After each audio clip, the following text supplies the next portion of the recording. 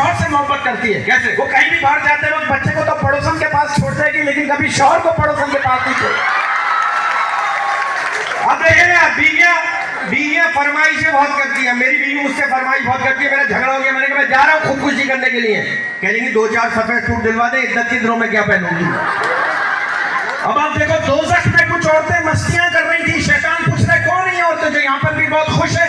फरिश्ता कह रहे ये पाकिस्तानी बीवियां हैं, यहाँ पे एडजस्ट हो गई, कहीं बिल्कुल हमारे ससुराल जैसा माहौल है।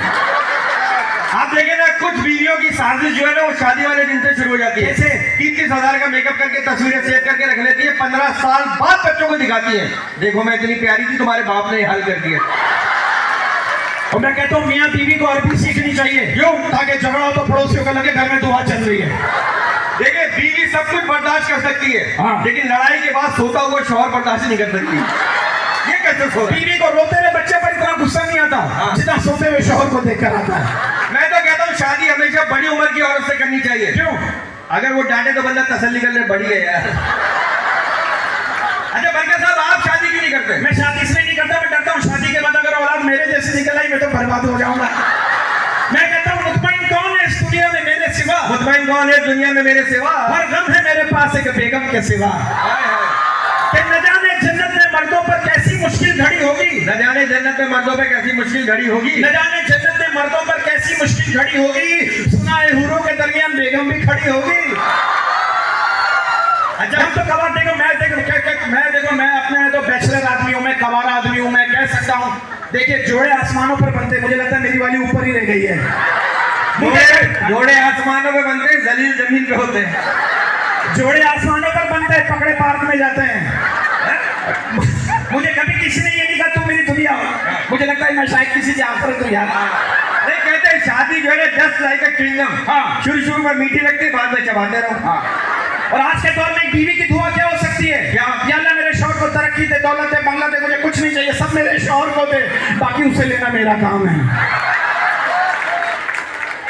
देखिए मोहब्बत बड़ी जरूरी है। यहाँ पे लड़के लड़कियां पे बैठी, बताइए लड़के ज्यादा डिसेंट होते हैं कि लड़कियां? लड़कियां यू आर राइट, लड़कियां डिसेंट होती है। पूछे क्यों? लड़के मौजे भी मैचिंग के पहनते हैं, आज ब्लैक पहनना है, कल पिंक पहनना है, और लड़के मौजे सुन के फैसला करते काफी 4 दिन और चलेंगे। और ये वो लड़के जो रात को 4-4 बजे तक सुनते रहते हैं, क्या? आपका मतलूबा नंबर दूसरी लाइन पे मसरूफ है। और एक लड़की के लिए सास जो है ना, सास मोहब्बत करने वाली होनी चाहिए। बेइज्जती तो हमें भी ठीक ठाक कर लेती है। और मैं कहता हूँ जब गर्लफ्रेंड बदतमीजी से बात करने लग जाए तो समझ जाओ वो ज़हनी तौर पे बीवी बनने के लिए तैयार है। और जब कुछ लड़कियां कहती हैं आई एम सिंगल, तो इसका मतलब ये जो मेरा पहला वाला बॉयफ्रेंड था भिखारी बन चुका, तेरी बारी। आप देखिए रिश्ते में, अब खानदान की बात करें, हर खानदान में एक ऐसे अंकल जरूर होते हैं जो सबको आपस में लड़वा के कह रहे होते हैं मेरी तो ख्वाहिश है, सब मिलजुल के रहें। कि भाई दर्द दिलों के कम हो जाते, दर्द दिलों के कम हो जाते, दर्द दिलों के कम हो जाते अगर कुछ रिश्तेदारों के मुंह बंद हो जाए। और हमारी तरफ से निगाहें हटा लो, हमारी तरफ से निगाहें हटा लो, हमें जिंदा रहने दो है रिश्तेदारों।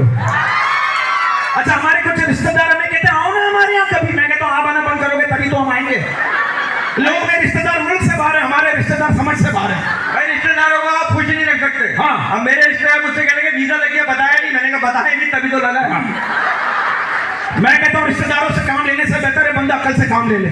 और दुनिया में कोई भी डॉक्टर वो दान सीधी नहीं कर सकता जो रिश्तेदार हमारे मामला में अड़ाते हैं। मैं तो कहता हूँ खानदान में इतना बदनाम हो जाओ कि कदम से शादी ना करनी पड़े।